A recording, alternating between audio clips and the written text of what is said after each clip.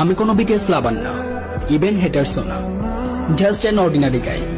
But BTS হেটার্সদের উদ্দেশ্যে আমার কিছু কথা। ভাই শোনো, বিটিএস আর্মিরা বিটিএস লাইক করে এটা তাদের ব্যাপার, তুমি বিটিএস হেড করো এটা তোমার ব্যাপার। এজন্য বিটিএস হিজরা, বিটিএস এর এটা নেই ওইটা নেই, বিটিএস আর্মিরা চাইলেও বিটিএস মেম্বারদেরকে বিয়ে করতে পারবে না, এগুলা বলার কি দরকার?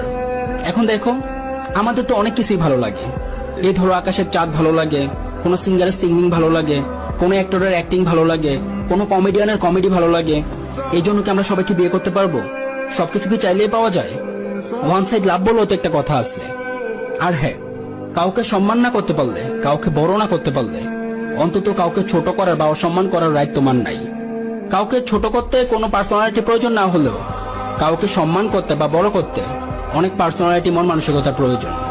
এজন্য কাউকে ছোট না করে আমরা সবাই সমান, আমরা সবাই মানুষ, মিলেমিশে চলো, সবাইকে সম্মান করতে শিখো। সম্মান দিলেই সম্মান